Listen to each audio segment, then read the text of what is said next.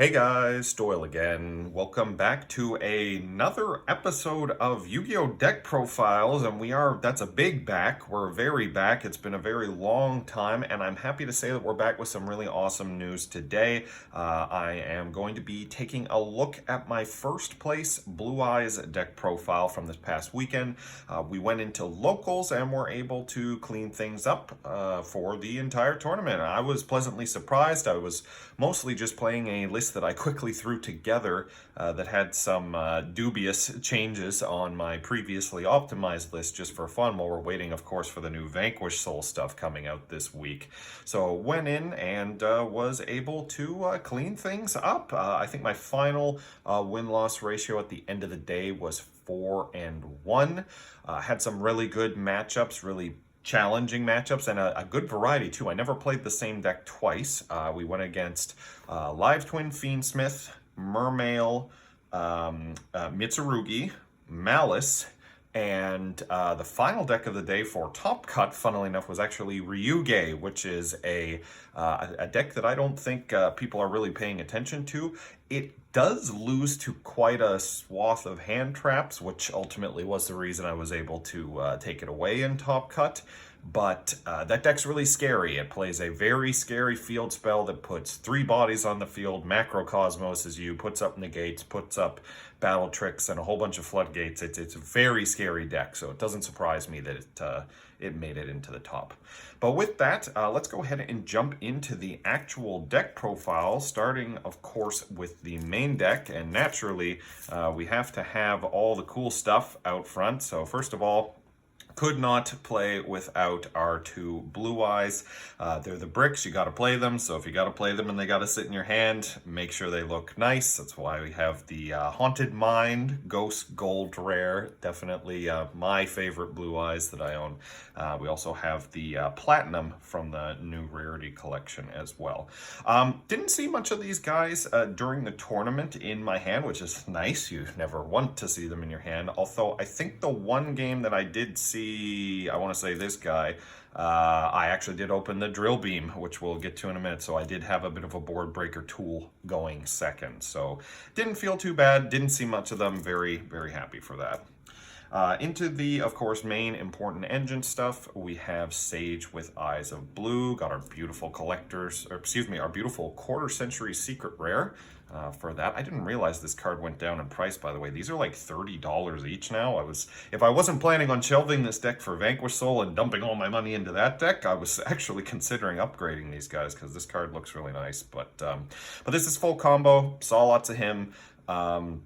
Was able to open him in a top deck situation at one point. I got into a bit of a back and forth with a Malice player because we both bricked on too much non-engine, and naturally the non-engine to deal with Malice is a bit more effective, so we were just kind of passing back and forth until I was able to kind of get things rolling again. Always happy to see Sage, beautiful card, very critical part of the engine. The other, of course, critical normal summon of the engine is Ether Barrel. Primite Dragon Ether Barrel, got a beautiful quarter century secret rare of that as well. This card, I don't think I actually saw as much of this by itself, which is fine. I actually opened Lordly Load quite a lot to search it, so it kind of felt a little bad sometimes playing into Droll, but I think I may have got Drolled, I want to say twice across the whole day, so it wasn't too bad. Most of the time I just kind of looked at the hand and went, okay, what's the most important thing to get a hold of if we do get Drolled? So it's a pretty easy decision to make. And almost the last of the main engine cards, the Triple Maiden of White. This card did pop up in my hand quite a lot, and it felt really good because you could open with Ether Barrel, you could open with this Sage and bait out a interruption or a negation of some variety, and then just still do everything, because Maiden is actually the most important card in the deck, honestly. I'm learning that quickly. The fact that there's basically nothing that can stop her from activating True Light is really, really critical to getting your plays going and continuing. That's your whole grind game. So very, very important card. And opened her with other starter stuff all kinds of times during the tournament, and it felt really good. Really, really good. And the last actual main deck engine card, which is a new kind of last minute addition on some friends' recommendations here, is one copy of Regenesis Dragon. So this guy, what it does basically is if you control a monster that has 2500 attack or defense, which of course Blue Eyes White Dragon has 2500 defense, you can just special summon this for free. And what it is, it's during either turn, but you primarily want to use it as a quick effect on your opponent's turn.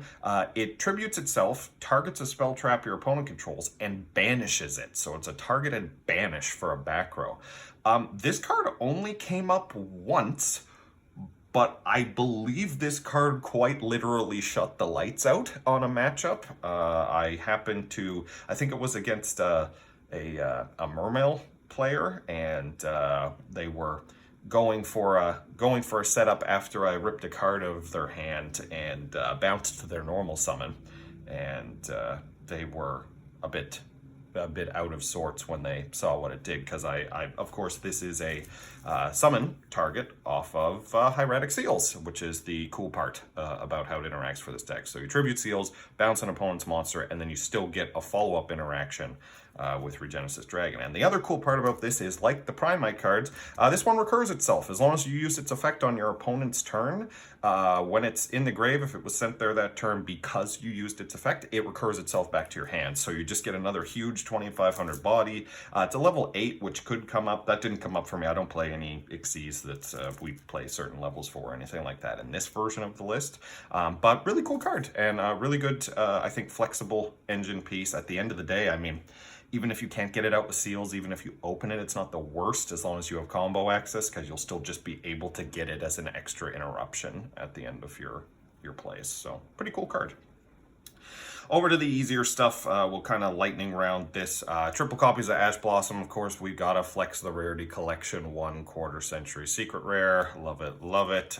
Card is still just as good as it always has been, and it's even better now that we can stop Charmies with it.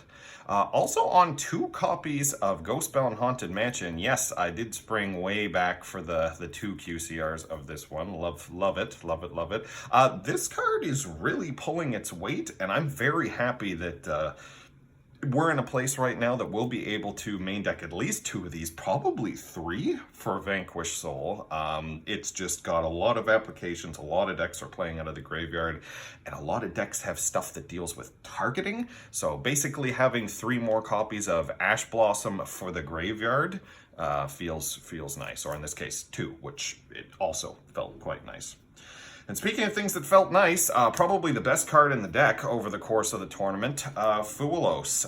Funnily enough, every time I saw this card, it did basically stop my opponent's plays in its track. Or in the case of Mermail, which was the one matchup I did lose, the game that I drew this, I actually drew 2, fired off 1 in the draw phase, and they ashed it, and I went, okay, they're gonna, start committing because they think they're done. I let them go to main phase with it, and the very first thing they did was summon Neptivus, activate effect to discard a card to special monster from deck, and then of course we dropped the second Fuelos. They didn't have a second interaction to deal with it, so I immediately got a draw. I did end up losing that game because I didn't effectively use a Droll, which I also opened. I opened a bit of conflicting hand trap stuff there. But in theory, they summoned so much from the extra deck. I actually spoke to my opponent afterwards, and he mentioned that I ended up scooping a little bit early because I basically... I knew I didn't have any interruption at the time, so I was basically on top deck mode, and where he had been able to get in the combo, I figured he was about 2 summons away from killing me, and I was like, the math's a little low on this, let's just save the time in the round. And I did end up winning game 2, probably a bit because of that. I was able to go through my full combo with plenty of time and completely shut the lights out on that. So I ended up losing game 3, but overall, this card definitely pulled its weight, and it's the reason why Ash Blossom's still relevant, because funnily enough, I think we've actually passed the point where Ash Blossom's relevant in terms of like a 1-to-1 play matchup, but you still got to play it for these. So we always run that one maxed out.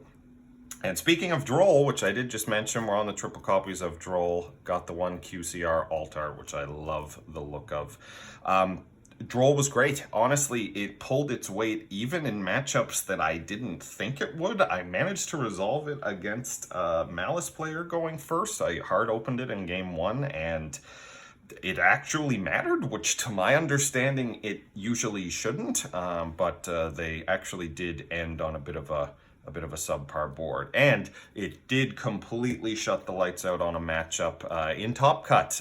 In game 1, I opened it against Ryuge. I immediately see they're on Pendulum. They resolve their first search, and I drop the Droll, and they basically have to turn skip. So, gotta play Droll. Probably gonna get banned, or Konami's gonna do the Konami thing where they limit it, which, I mean, you know, it's just a thing they do. But either way, I think it's gonna be going soon, which will be sad because I do like the way it looks, and honestly, I like the card. I think there are certain decks that just shouldn't be allowed to spend 20 minutes comboing, but that's just me. Last for the turn-ending hand traps, triple copy Nibiru. Yes, we do have the QCR alt art for that as well. This card did come up in one matchup. I actually had a really cool power play that I used against the Malice player. Spoiler alert for the side deck in game 2. I sided in 3 Chaos Hunters and Lancias, as you do, and I actually opened both Nibiru and Chaos Hunter.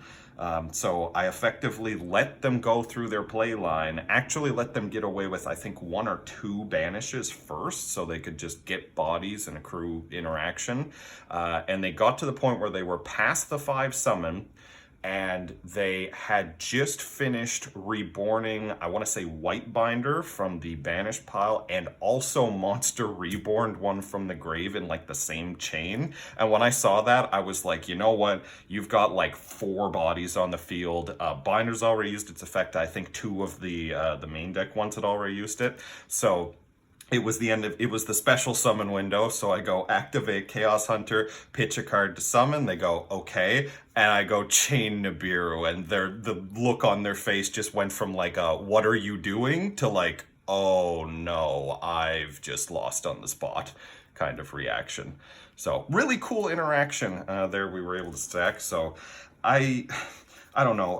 Part of me thinks that nobody's playing into Nibiru anymore, and then sometimes it still comes up. This is one of those cards that, honestly, looking ahead to Vanquish Soul, I'm sad to say it, I think we're probably not going to be playing it because there's just going to be too much more important stuff we'll be able to do. But it pulled its weight.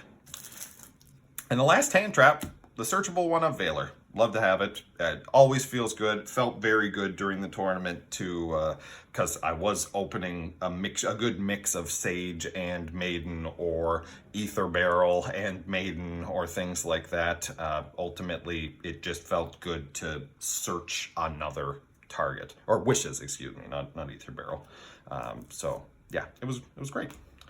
So that's it for the monsters. Over to the spells, we'll lightning round these as well. Wishes for Eyes of Blue, gotta play it at 3. Consistency cards, discard 1, search 2, gets you your whole engine, gets you extension as well. I searched Sage and Roar, I think almost every time except one, which I opened Roar and searched the trap instead. So it felt great all day. And I think I was able to bait so much interruption. I think this only got stopped once all day, which was really nice. 3 copies of Lordly Load, which was glued to my hand during this tournament. And by the way, spoilers, I'm also on the 2 copies of Drill Beam as well.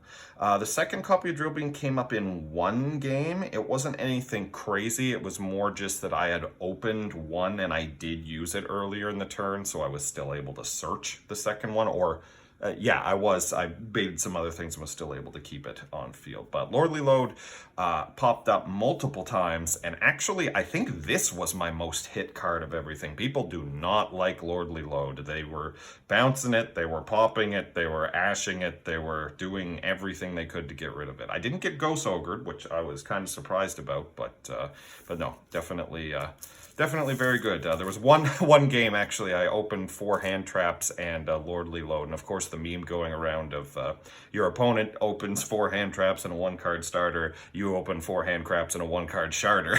Popped into my head when I saw it. And I felt good to be the opponent in that scenario. And Drill Beam's still just a great card. Over to the one of spell cards for the engine stuff, we've got the Mausoleum of White and the Roar of the Blue-Eyed White Dragons. If there was a brick I could complain about for the tournament, it was this. This was in my opening hand legitimately almost every game I played. I won it, like, I'm gonna say comfortably 80% of my games. I opened this. So I was pretty much on a 4-card hand the whole time. It really is a shame that there isn't like something, you can't even justify playing like a second copy of it. There's nothing to like, you can't fish for a negate with this or anything. It just feels kind of bad, but you would never play more than one, so it is what it is. And Roar, which was honestly another really, really good card over the weekend. In the Ryuge matchup, I actually got one of my blue eyes banished by their spell card, which is a Macrocosmos. All your monsters from field that would go to grave get banished instead. This can recur from banishment, which is very, very useful. And it ended up mattering because I was actually able to establish the trap card and keep the second blue eyes available for the second pop. It had already been banished, so very good. And always happy to search it for extension as well. And a couple more generic spells which did come up each once, I think exactly. Talent, I took a look at the Mermail player's hand in game 2 after I played into a Ash. They had nothing but engine, so I ripped out the only card in their hand that was a hard once, because I thought, hey, maybe that's a good one to have, and I proceeded to go full combo to the end of the earth, and it passed to him in normal summon Neptibus, and I bounced it, and that was the end of the game. So Talent's always a good card. Prosperity came up in one game as well. It was actually game 2 against the Malice player, and it drew me into, again, spoiler for the side deck, it drew me into a copy of Solemn Strike, and again, his expression went a little bit dim when he saw that that was one of the cards it revealed. He didn't ash it because I only went for 3, and come to find out later he didn't have an ash at all. But I was already pretty happy with my hand setup, so I thought, you know what?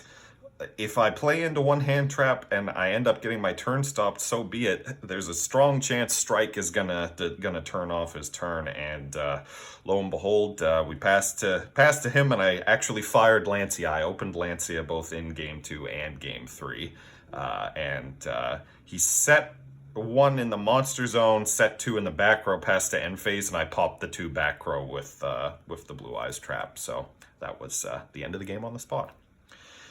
And speaking of traps, on to traps, that's it for spells. Triple Imperm, honestly, this was the card I sided out the most. I really wasn't feeling too much meaningful value out of it. It seems like everything's got targeting protection or just dodges or things for this now. Malice definitely does. This was an immediate side out for Malice, because I'm like, look, I don't care if those cards have been semi-limited or limited or whatever.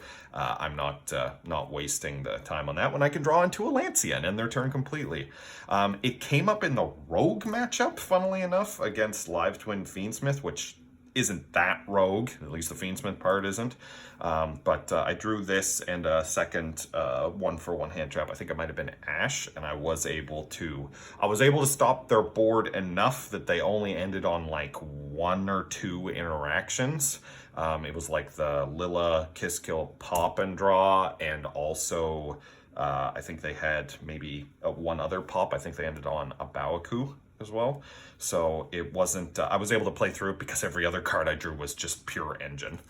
So that was, honestly, I didn't get to do the cool combo with this Indominus Purge at all, which is usually my highlight reason for playing this. I also didn't get to combo it with Nibiru to like let them set up a negate, go into a big huge board, try to pass main phase, then activate Nibiru, chain Imperm when they try to negate it, kind of thing.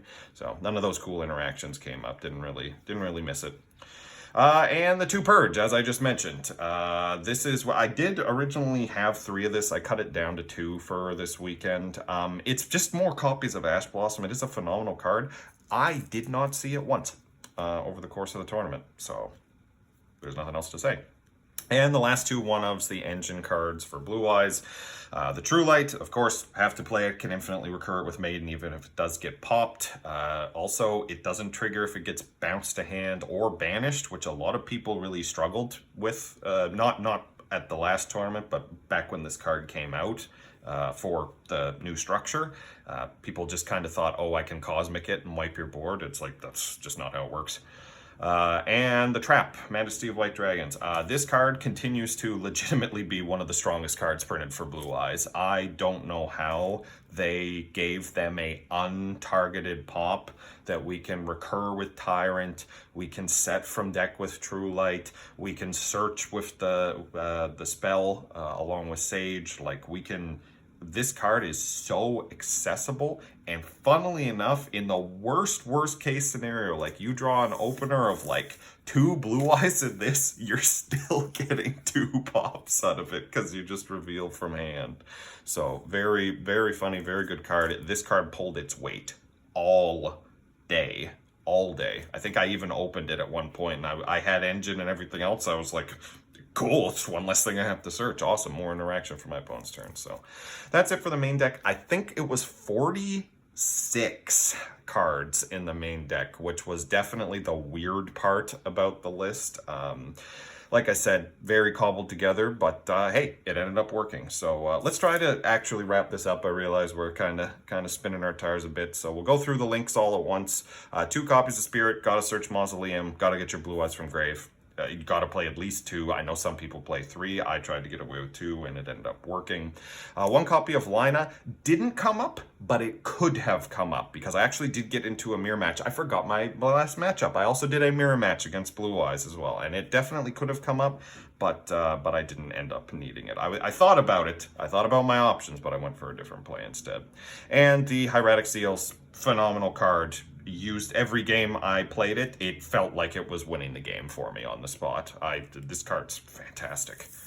Over to Synchros, 2 copies of Spirit Dragon. Gotta play the Spirit Dragons, at least 2. Again, I know some people play this at 3, but I think for the most part, all the reasons that I would play it at 3, like the extra long grind game stuff and the like cards that extra deck rip, I'm not too worried about that. True Light and Maiden Blue Eyes Grave recursion stuff, it honestly, I never felt like I got out-grinded during my games, so it was great. For other synchros, we got the 3 toolbox summons for the Spirit Dragon. So we got Ancient Fairy Life Dragon, the newest edition, which did come up for the OTK. I was so happy to be able to actually do it properly. So Summon Spirit for before battle phase with True Light in the back row is an OTK. So we went battle phase, punch for Spirit, tribute out for the Life Dragon defense, which can attack in defense, Monster Reborn Blue Eyes with True Light for game with the White and Lightning attack. So that felt pretty good. Lightstorm Dragon and Moonlight Dragon, didn't summon either of these at all. Was very happy to have them still because this is still back row pops, and this is still monster bounce, and this almost came up. There was actually a moment where I thought I would need to use it on an Nibiru token, but it ended up not mattering. So always good to have. Very happy with those for the toolbox. On the boss monsters, of course, we've got the Ultimate Spirit. Made this basically every game. It's phenomenal. It's an Omni Negate. It stops banishing, stops bestials. Like, this is incredible. And I do understand these 2 are a bit objectionable in the Blue Eyes community because they take up a lot of extra deck space, but I actually did make Seafer Dragon using the Crimson Dragon line, I want to say 3 times over the course of the tournament, and every time I had to explain what it did to my opponents, and every time they basically knew they were conceding on the spot, because once these 2 were up, there was, I think at one point I established them both with the live drill beam as well, and I basically just, my opponent fired every card in their hand one after another. They had like a Talents, they had a Feedsmith Tract, they had just so much good stuff, and I was just like, that one's not happening, that one's not happening. And then they still had like Fiendsmith as their last card, and the very first thing they did was, or they went to Lacrima, that was their normal summon, and it was just, I'm going to negate that and pop that. So with Seifer, which is also still a very good card. So love the boss monsters, got lots of play out of them. Absolutely excellent. Speaking of cards I got lots of play out of, Tyrant and Neo Blue Eyes Ultimate. Neo Blue Eyes Ultimate came up once, which this card always feels good. I still can't believe that this is another supplemental out to Bestials. One of my most common trades that I did, not at the tournament over the weekend, but in the past, was go battle phase, clear their monsters, and when they summon a Bestial, maybe from by banishing a Blue Eyes to try to stop me from OTKing, I would still swing into it with this, and then they'd go to try to use the effect, and of course this stops targeted effects. So, and Druid Swarm targets. It does target. So, being able to reset the traps with this always feels great. I wasn't actually able to. I was kind of missing. I think at one point I reset an Imperm, which actually did stop a game entirely, and my opponent bricked anyway, but I still had an extra interruption for them later on. So, great cards, always got to play them. And the last card was the one card Typhon, which did come up at one point.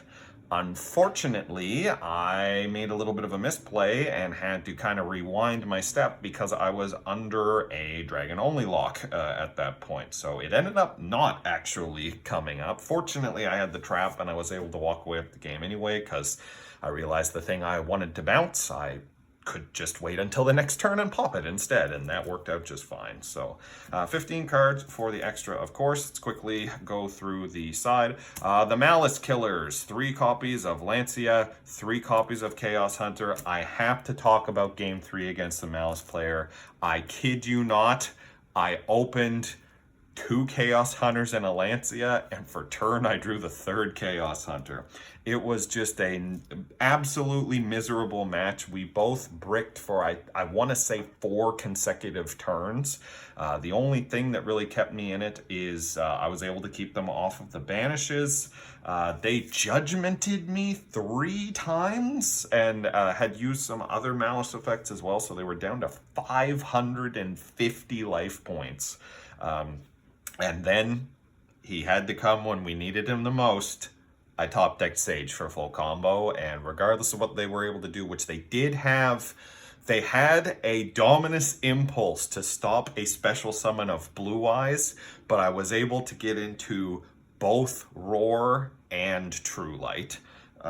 So they were just not, or sorry, no, it wasn't Roar. It was the Blue Eyes Link and True Light. So I was able to dump the Blue Eyes, tried using the Link, they negated it with Impulse, and I even chained for no good reason. I don't think there was really a reason for me to chain, but I was able to still get the Blue Eyes on field. I just went combat because they had 550 life points and a monster in attack position on their side of the board, so that was the end of it. A bit of a scuffed game, but it was a fun one. And as mentioned earlier, in game 2, in that same matchup, I did draw into my my Solemn Strike as well, which helped close out the game as well. So lots of good tech cards from Malice, and it did come up and felt really good. Another card that came up which surprised me, Ultimate Slayer, in my first matchup against Live Twin Fiendsmith. I sided it in game 2, and I opened only it and no other non-engine. With all my hand traps, all my other cards, didn't open any other non-engine, and I realized this targets. I completely forgot this targets. I knew they were on Fiendsmith. Of course, when Desiree is equipped with Sequence, it can't be targeted, so I realized as soon as I kind of opened it in my hand and read the card again, how screwed over I was. They went full combo, and right as the last step of their combo was resolving, they went, okay, I'm gonna send my whole board to the grave to full 4 monster Link summon Sunny Snitch. And I went, okay. They passed to me, draw phase, standby phase, main phase, fired off the Slayer, and immediately outed their entire board. because what they were trying to do was set up a whole bunch of things in the grave. The quick effect, reborn, pop, draw. They also had chain effects with Fiendsmith things. They had like other stuff with Lacrima. But I was able to just immediately out their whole board with one card. You could argue it's a bit more of a misplay of the Live Twin Fiendsmith player than actually having a high value card. But the point is, I put this in for non-engine. It pulled its weight. I was happy with it. Only came up once, and you may have noticed I'm not playing any funky extra deck targets. I ended up in that situation. I think I just threw away one of the dragons because I figured I wouldn't need a second one, and I didn't, and I ended up winning. So that's all there is to it. And for the final three, just some generic board wipe cards, 2 Lightning Storms and the 1 Feather Duster for front row with the Lightning Storms and back row with all 3. I did side these in one matchup, didn't see them, didn't come up at all, and hey, we ended up walking away from the tournament. So honestly, did not really much to say about those. So all in all, most of the cards we played felt very, very good. Other than being unhappy to see Mausoleum in every hand, was very happy to be cleaning it up with some good Blue Eyes stuff. But that's it for me, guys. Was so happy to share this with you and so happy to take it to locals, clean up the win, walk away with some extra store credit over what I paid for entry, which always feels good. We love prizes here, and just make some new friends and have a great time along the way. But we should be back hopefully pretty soon. I'm gonna be trying to play a lot more in the future. We've got a big month ahead of us. Lots of Vanquish Soul stuff coming up. We're gonna be seeing tons of that. I'm really excited to check it out. Maybe we'll have some more videos in the near future as well. But for now, that is gonna be it for me today, guys. Thanks so much for tuning in. If you like this type of video, don't forget to like, comment, subscribe, and hit the notification bell for more awesome content like this. And I will see you in the next video. Bye-bye.